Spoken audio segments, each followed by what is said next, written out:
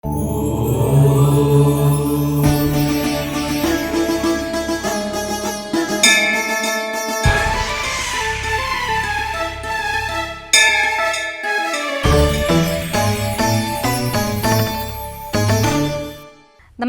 ETV life ఆధ్యాత్మిక channel తీర్థయాత్ర కార్యక్రమానికి స్వాగతం. శివ అనే 2 అక్షరాలు పలికితే చాలు మహాదేవుడి నేత్రాలు మౌనంగా విచ్చుకుంటాయి. ఆయన మనసు మంచుకొండ కంటే వేగంగా కరుగుతుంది. ఆయన కళ్ళల్లో దాగిన కరుణ తలపై గంగమ్మ కంటే ఉధృతంగా ప్రవహిస్తూ ఉంటుంది. ఆద్యంతాలకు ఆయన కొలమానం. ఆయన పాదాలను ఆశ్రయించినప్పుడే అవుతుంది జీవితం ఒక అందమైన బహుమానం. అలాంటి ముక్కంటి ముచ్చటిగా కొలువైన ముక్తిధామ్ నేటి మన తీర్థయాత్ర.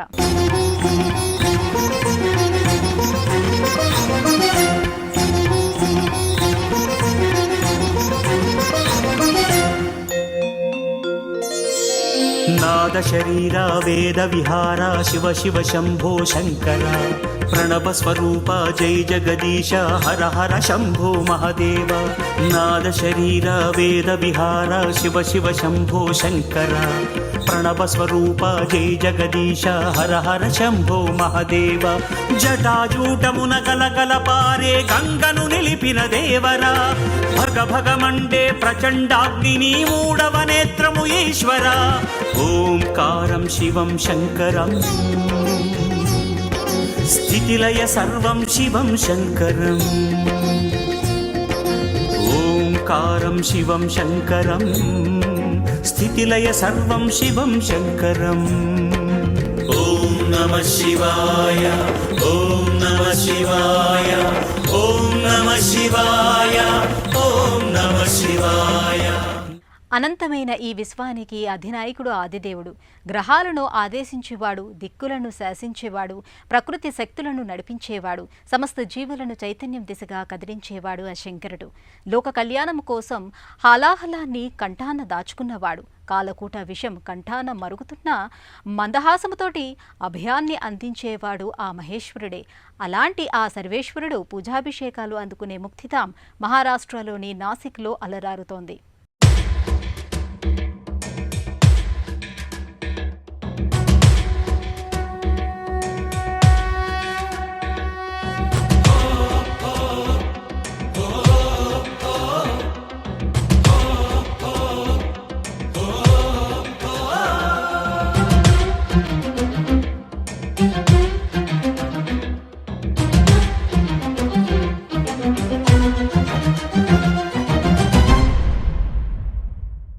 నాసిక్ ఈ పేరు వినగానే ఇక్కడ జ్యోతిర్లింగ రూపంలో ఆవిర్భవించిన త్రయంబకేశ్వరుడు గుర్తుకు వస్తాడు.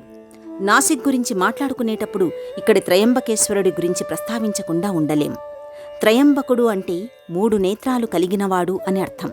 పరమశివుడు సూర్యచంద్రులను నేత్రాలుగా కలిగినవాడు. ఆయన పాలభాగాన ఉన్నదే అగ్నినేత్రం.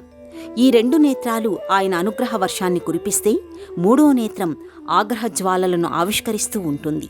అలాంటి పరమశివుడు జ్యోతిర్లింగ రూపంలో ఆవిర్భవించిన ఈ క్షేత్రం ఎంతో చారిత్రక ప్రాధాన్యతను సంతరించుకొని కనిపిస్తూ ఉంటుంది. నాసిక్ మహాపవిత్రమైన ప్రదేశం అనడానికి నిదర్శనం ఇది గోదావరి జన్మస్థానం కావడమే. ఆదిదేవుడి అనుగ్రహంతో గోదావరి నదీమ తల్లి ఇక్కడి నుంచే తన ఉరుకుల పరుగులను బిరబిరమంటూ గలగలమంటూ మొదలు పెడుతుంది. పుట్టింటి దగ్గర ఆడపిల్లల అందం, ఆనందం, ఉత్సాహం పెరుగుతాయని అంటారు. ఇక్కడి గోదారమ్మను చూస్తే అది నిజమేనని అనిపిస్తుంది. అలల సవ్వడితో చేసే అల్లరి కనిపిస్తూనే ఉంటుంది. ఒకవైపున తరతరాల నాటి చరిత్ర, మరోవైపున ఆధ్యాత్మిక కేంద్రంగా భాసిల్లే జ్యోతిర్లింగ క్షేత్రం, ఇంకొక వైపున గోదావరి గలగలలు. ఇక్కడి చరిత్రను, ఆధ్యాత్మిక విశేషాలను అందరికీ తెలియపరచడం కోసమే గోదావరి ఇలా ఉప్పొంగుతుందేమో, ఉరకలేస్తుందేమో అనిపిస్తుంది. సదాశివుడి పాదాలను స్పర్శించిన సంతోషంతో మురిసిపోతున్నట్టుగా కనిపిస్తుంది. అలాంటి ఈ ప్రదేశంలో అడుగుపెట్టాలంటే ఆ దేవదేవుడి అనుగ్రహం ఉండవలసిందే. అంచెలంచెలుగా అదృష్టం పండవలసిందే. సదాశివుడి ప్రత్యక్ష రూపమే జ్యోతిర్లింగం. అలాంటి జ్యోతిర్లింగం ఆవిర్భవించిన ఈ ప్రాంతం ఎంతటి మహిమాన్వితమైనదై ఉండాలి. గోదావరి నది ప్రవహిస్తూ స్పర్శించే క్షేత్రాలే మహాతీర్థాలైతే అంతటి గోదావరి నది పుట్టిన ఈ ప్రాంతం ఇంకా ఎంతటి పవిత్రమైనదై ఉండాలి. అద్భుతమైన ఆధ్యాత్మికపరమైన విషయాలకు మాత్రమే కాదు, అనేక ఇతిహాస ఘట్టాలకు వేదిక ఈ ప్రదేశం అని తెలిసినప్పుడు కలిగే ఆనందం వేరు, మిగిలే అనుభూతి వేరు. శక్తిని ఇచ్చేవాడు, తన పాదాల పట్ల అనురక్తిని పెంచేవాడు, ముక్తిని ప్రసాదించేవాడు శివుడే. ఆయనే జ్ఞానస్వరూపం, దారిచూపు దీపం ఆయనే, దయను చూపే దైవం ఆయనే, విశ్వమంతటా ఆవరించిన ఆయనే ఆదిదేవుడు. జ్ఞానమనే చీకట్లను తరిమేసే ఆయనే ఆదిగురువు. అలాంటి ఆ స్వామి ఆవిర్భవించిన ఆలయంగా ముక్తిధాం విరాజిల్లుతోంది. అందమైన నగీషులతో అలరారుతూ ఉంటుంది. శంభో శివ శంకర చంద్రశేఖర వసీకర పంచవక్త్ర మహాశివారారా ఉగ్రనేత్ర జటాధర కైలాసవాసా దిగంబర చైతన్యమూర్తి సదాశివారారా కామేశానీకరమీరా వామదేవా వరమీరా ఢమ ఢమ ఢమ ఢమ ఢమరుకనాదం తుడిచేరా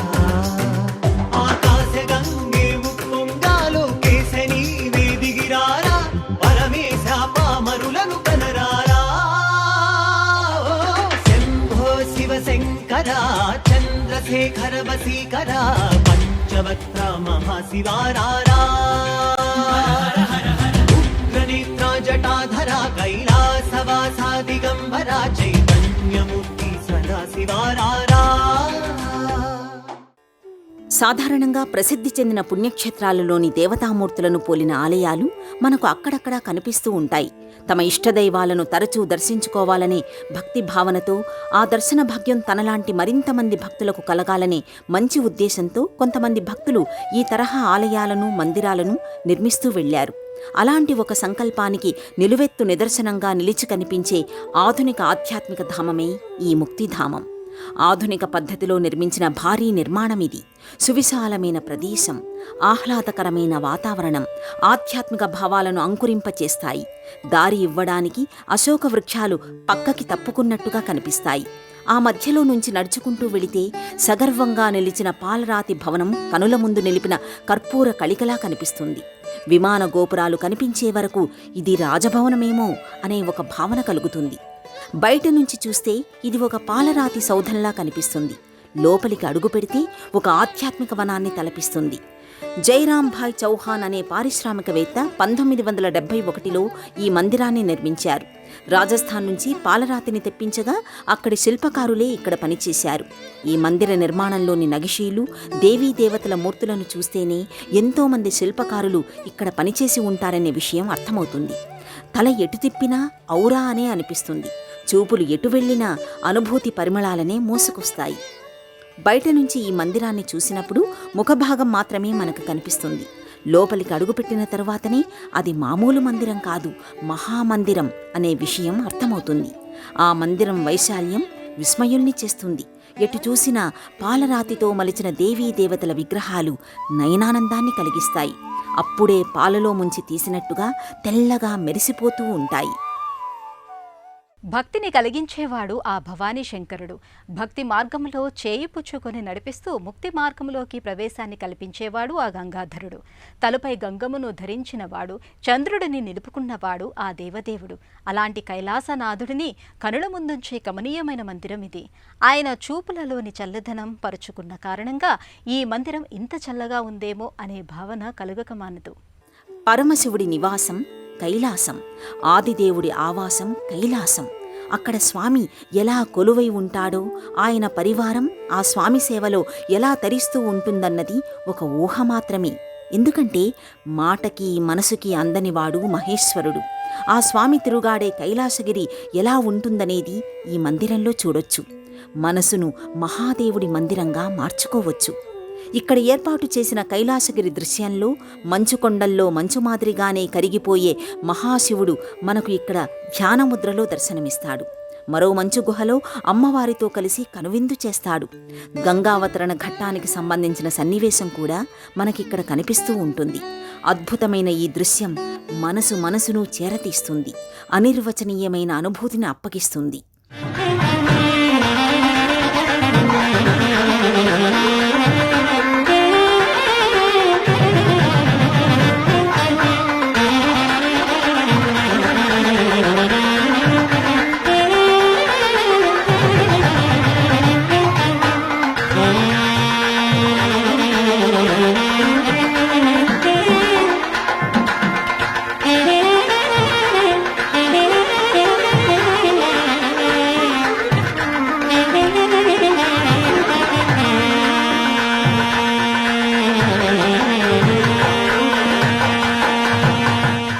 ఇదే సన్నిధానంలో మనం 12 జ్యోతిర్లింగాలను చూడొచ్చు.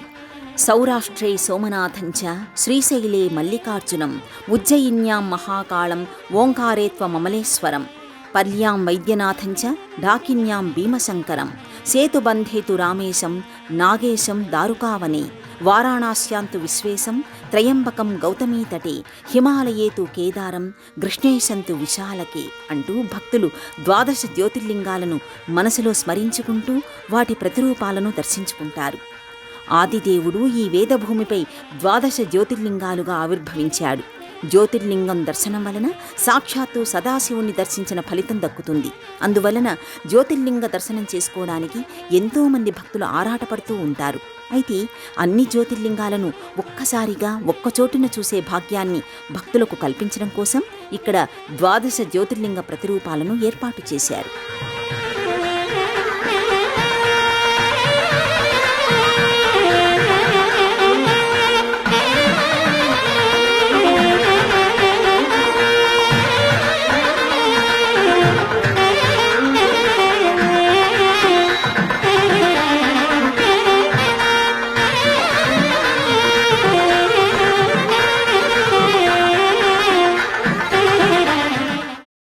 ఇక్కడ ప్రతి జ్యోతిర్లింగ ప్రతిరూపం సన్నిధిలో స్వామివారినే గమనిస్తూ ఉన్న నందీశ్వరులను చూసినప్పుడు ఒక విచిత్రమైన అనుభూతి కలుగుతుంది. ఆ నందీశ్వరుడి మాదిరిగానే పరమశివుడి పాదాలను పట్టుకుని ఉండాలనే ఒక దృఢమైన సంకల్పం కలుగుతుంది. ఆ సమయంలో ప్రతి గుండె గుడి కాకుండా ఉండలేదు. హృదయ శిఖరాలపై నుంచి ఆ స్వామి నామస్మరణ ప్రవహించకుండా ఉండలేదు. ఆ పరమాత్ముడి పాదస్పర్శ లేకుండా ఏ జీవితమూ పండలేదు.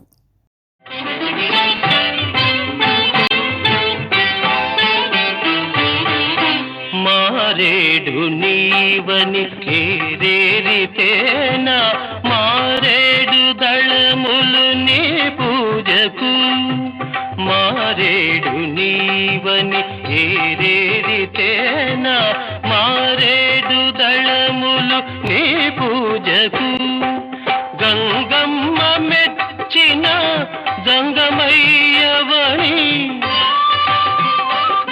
గంగమ్మ మెచ్చిన గంగమయ్యవని గంగను తేనా నీ సేవకు.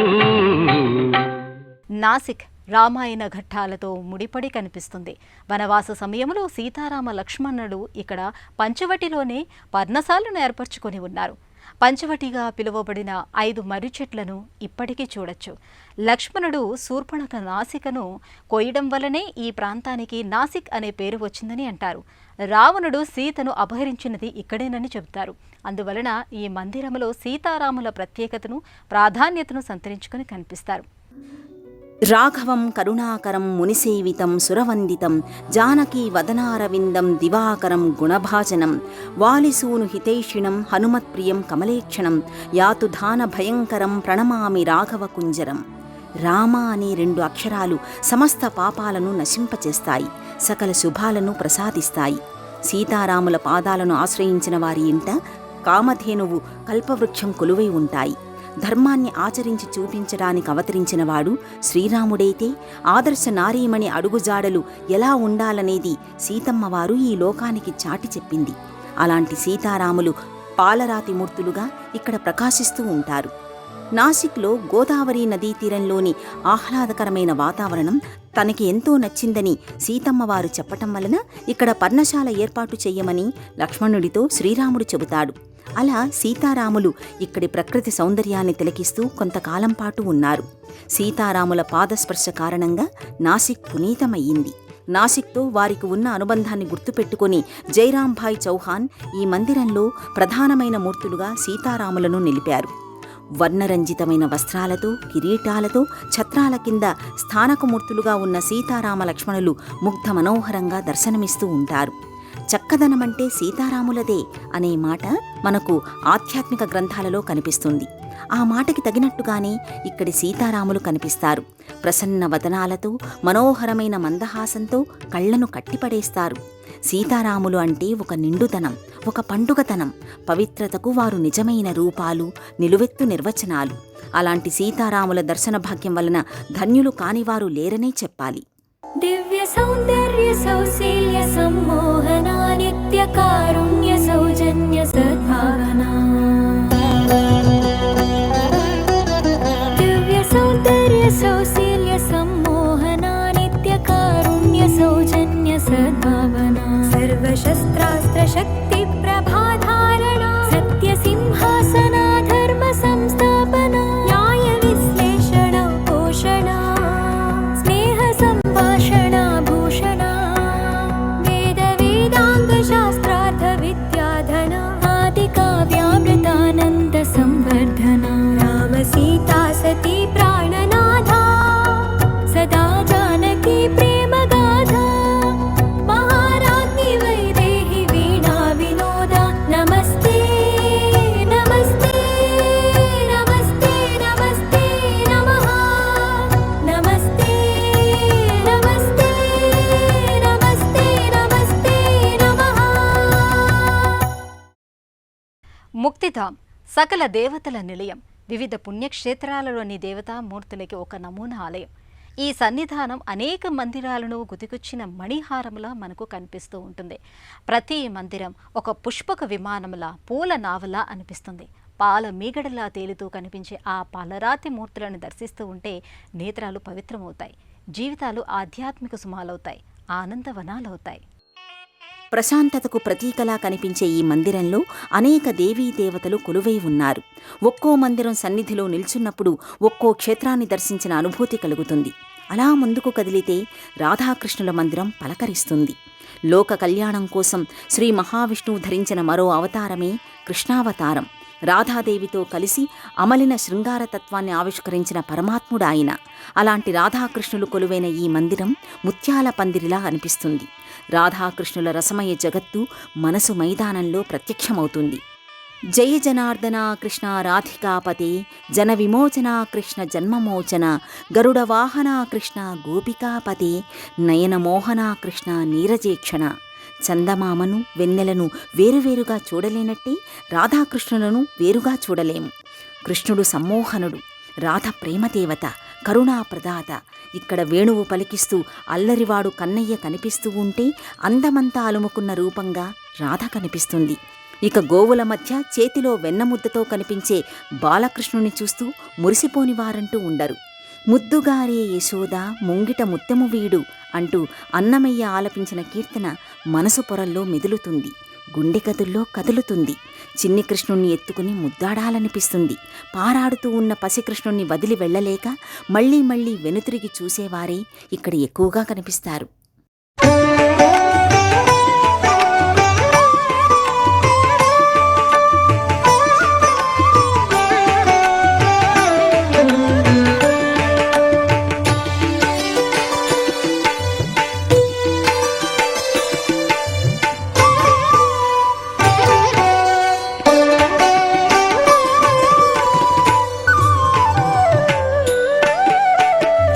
శ్రీరాముడు, శ్రీకృష్ణుడు లోక కళ్యాణం కోసం శ్రీమన్నారాయణుడు ధరించిన అవతారాలు. అలాంటి నారాయణుడు లక్ష్మీదేవి సమేతంగా కొలువైన మందిరం ఇక్కడ కనిపిస్తుంది. శంఖచక్రాలతో నారాయణుడు, అభయముద్రలో లక్ష్మీదేవి నేత్రపర్వంగా దర్శనమిస్తూ ఉంటారు. తామరలా విచ్చుకున్న మోముతో స్వామివారు, కలువలా విరిసిన వదనంతో అమ్మవారు కనిపిస్తూ ఉండడంతో భక్తులు పరవశించిపోతారు. ఓం నమో భగవతే వాసుదేవాయ. ఓం నమో భగవతే వాసుదేవాయ. ఓం నమో భగవతే వాసుదేవాయ. ఇక ఇక్కడి వైకుంఠధాంలో తిరుమలలోని శ్రీనివాసుణ్ణి చూడవచ్చు. తిరునామంతో, శంఖు చక్రాలతో, కటి వరదహస్తాలతో స్వామివారి దివ్యమంగళ రూపం ముచ్చటగొలుపుతూ ఉంటుంది. జగన్మోహనాకార అంటూ అన్నమయ్య చేసిన ఆలాపన అంతరంగాన్ని అలుముకుంటుంది. స్వామివారికి ఇరువైపులా రణ్భోజ్జీ, శ్రీరాజ్జీ మూర్తులు కనిపిస్తాయి.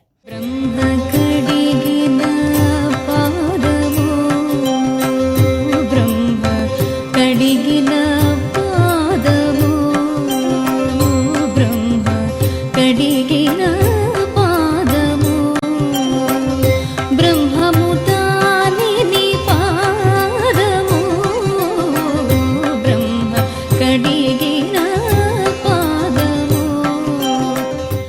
మరో మందిరంలో శ్రీ సత్యనారాయణ స్వామి కొలువై ఉంటాడు. సత్యనారాయణ స్వామి వారి మూర్తి దగ్గర నుంచి కదలడం కష్టమవుతుంది. ఇంతటి నాజూకుగా మలిచిన సత్యనారాయణ స్వామి మూర్తి మరెక్కడా ఉండదేమో అన్నట్టుగా కనిపిస్తుంది. ముగ్ధ మనోహరం అనే మాటకి అసలైన అర్థం చెబుతున్నట్టుగా అనిపిస్తుంది. బలరామ సుభద్రలతో కూడిన పూరీ జగన్నాథ స్వామిని కూడా ఇక్కడ దర్శించవచ్చు. సప్త మోక్షపురాలలో పూరీ ఒకటి. పూరీలో స్వామివారి ఆలయ నిర్మాణం, మూలమూర్తులు, అక్కడ జరిగే రథోత్సవం, అన్నప్రసాదం, ఇలా అనేక విశేషాల సమాహారంగా పూరీ కనిపిస్తుంది. అలాంటి ఆ స్వామిని ఇక్కడ దర్శించుకునే భాగ్యాన్ని పొందటం పట్ల భక్తులు ఆనందాన్ని వ్యక్తం చేస్తారు. అన్నా చెల్లెళ్ల అనురాగానికి అద్దం పట్టే ఈ దృశ్యాన్ని మనోఫలకంపై నిలుపుకుంటారు. ఇక ఆ పక్కనే సూర్యనారాయణమూర్తి దర్శనమిస్తుంది.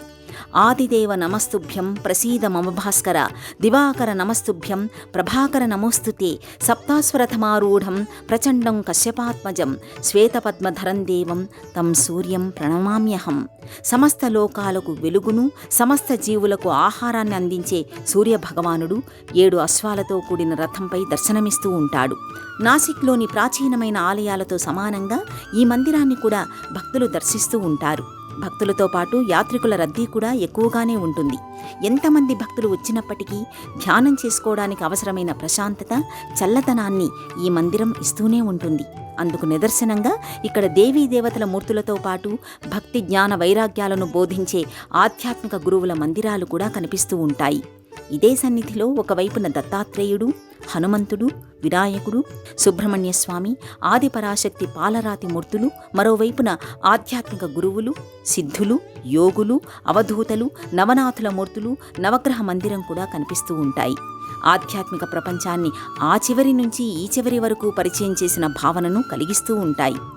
ముక్తిధామ్ మందిరంలోని గోడలపై రామాయణం, భారతం, భాగవతాలకు సంబంధించిన అనేక తైలవర్ణ చిత్రాలు కనిపిస్తాయి. ప్రతి తైలవర్ణ చిత్రం కూడా ఆ కాలంలోకి, ఆ దృశ్యంలోకి మనలను తీసుకువెళుతుంది.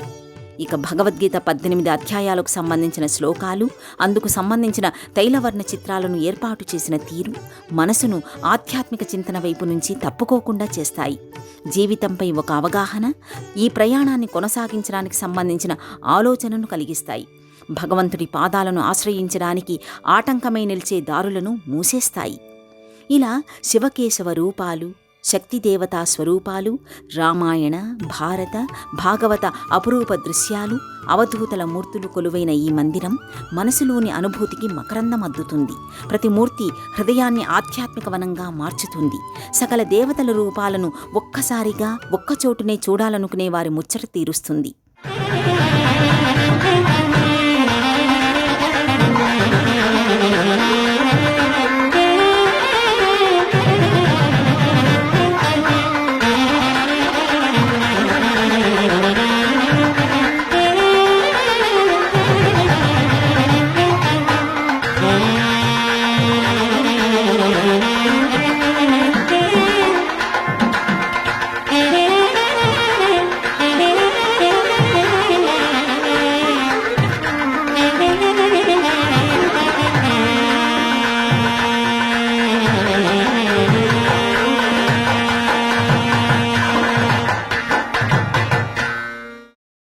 దేశంలోని అన్ని ప్రధానమైన పట్టణాల నుంచి ముంబైకి బస్సు, రైలు, విమాన మార్గాలు ఉన్నాయి. ముంబై నుంచి అంధేరి ఈస్ట్, థానే వెస్ట్, అసన్గావ్, కాసరా, భద్రక్ మీదుగా నాసిక్ చేరుకోవచ్చు. ఇక హైదరాబాద్ నుంచి తుల్జాపూర్, బార్షి, అహ్మద్నగర్ మీదుగా నాసిక్కి చేరుకోవచ్చు. ఆలయ సందర్శన వేళలు ఉదయం 6 గంటల నుండి రాత్రి 9 గంటల వరకు. ఈటీవీ ఆధ్యాత్మిక ఛానల్ తీర్థయాత్ర కార్యక్రమంలో మరో క్షేత్ర సందర్శనంతో మళ్ళీ కలుసుకుందాం. అంతవరకు సెలవు. నమస్కారం. ఈ కార్యక్రమాన్ని తిరిగి చూడాలనుకుంటే www.youtube.com/ETV Life Spiritual లో చూడవచ్చు.